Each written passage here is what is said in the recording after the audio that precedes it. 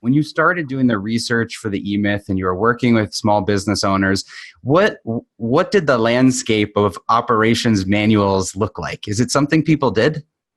Well, you've got to understand, when I did, in quotes, the research for E-Myth, I didn't do research for E-Myth. I started consulting with a small business. Mm-hmm. And then another one, and then another one, and then another one. And the revelation came to me that effectively there was no business there. There was just a guy, a lady, doing it, busy, beating their brains out. And the thought of an operations manual in 1977, when I started this thing, was, if I were to say that to a small business owner, they would have looked at me like I was a lunatic. And they did, because I didn't think operations manual. That was an evolutionary phrase, despite the fact that if you were in a large corporation, an IBM, of course there were operations manuals, but that was so far beyond the experience of being in a small business. It was a job. Right. You know, somebody starts his kitchen and starts making food and doing it, and busy. And people come and they're customers, and then he needed a waitress, and then and on and on and on. It was like visceral. So there were no operations manuals. Okay, so they didn't exist, at least not for the small business, maybe for the enterprise companies or franchises at that time. I know you talked about the franchise prototype, but it was totally foreign for a small business. Exactly. Okay. And so this idea that you had that an entrepreneur is really three different people is the whole center of the book, right? That we are kind of all schizophrenic when it comes to our business, and we've got these different personalities and profiles. So how do you balance the time that you focus on each of those different personalities to make the company successful? Well, you don't think about balancing your time on each of those personalities. And I want to make a correction. I didn't say that the entrepreneur was three different people. I said the small business owner was three different people. Thank you. The small business owner was an entrepreneur, a manager, and a technician. Very little time spent as an entrepreneur, a little bit more time spent as a manager, but the bulk of their time spent as a technician, which I call doing it, busy, doing the work that needed to be done. And the work comes up and you get up and you do it, or you don't.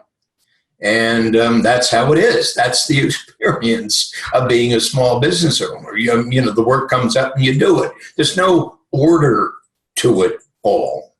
Mm-hmm. And so the disorder that I came face to face with was so offensive to me. Understand, offensive not because I was living in some higher plane, but understanding I was called to find a solution to the problems these people were having. And the conversation didn't start out the way the E-Myth conversation started out. The E-Myth conversation was an evolution of the realization that everybody was doing it all wrong. So what's missing in this picture was the question that was raised. Only later did I think in terms of the four distinct personalities that drive an entrepreneur.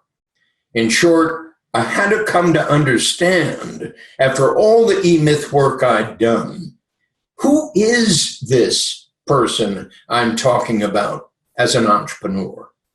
And so the evolution of our work over these past 40 plus years really conspired to enable me to understand those four distinct personalities, the driving personalities underlying the creation of a company of one to a company that I call 1,000, the evolution of an enterprise. Do you remember the light bulb moment where you driving or you're in the shower or you said, wow, a small business owner is really 3 different people or 4 different personalities? Do you remember having that epiphany? Well, only vaguely, Chris. Only vaguely, because my life has been a constant flurry of epiphanies. Yeah. I must say that, and I'm not saying that for self-aggrandizement. I'm just simply saying that's the nature of the beast. My life has been a continuing flux of epiphanies, moments of seeing, moments of realization, moments of clarity and breakthrough, and coming to grips with this story that I've been sharing with the millions of readers I've shared it with, from the very first book, which Louis Delia gave you a copy of, The Original E-Myth, Why Most Businesses Don't Work and What to Do About It, to the 30th, I think it is now 30, the 30th book that I've just published called Making It on Your Own in America or Wherever You Happen to Live. The great realization of miraculous self-employment, and what does it look like and how do you approach it, and so forth and so forth and so forth. So I don't want to wax on about this. You understand? So there's no moment that I can... One moment. Yeah, it's been the fabric of your entire career. So I imagine it's hard to It's pull happening out right now, Chris. Yeah.